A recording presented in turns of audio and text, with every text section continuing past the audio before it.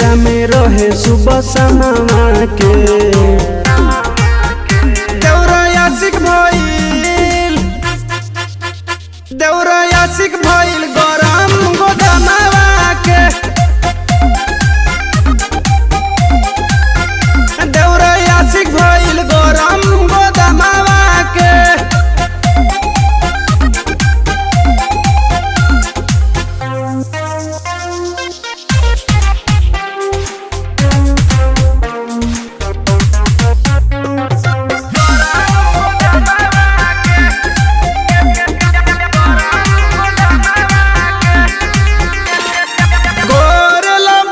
सखी हमारा से हंस के का हम कहीं धोरे हमारा के कोस के।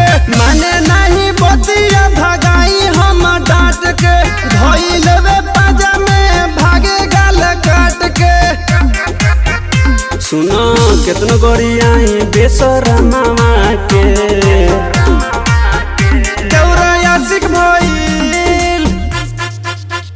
देवरा आशिक भइल गरम गोदामवा के।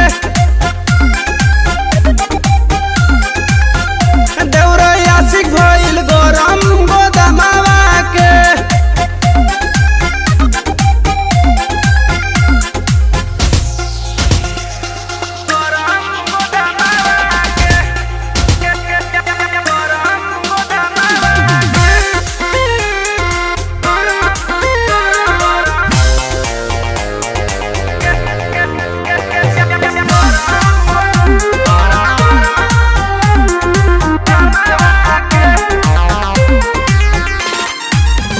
को न भावे सखी एकर रहनावा। राइटर राजेश बारे बहर सजनावा। देख ली निहारे विकास मोनिस के।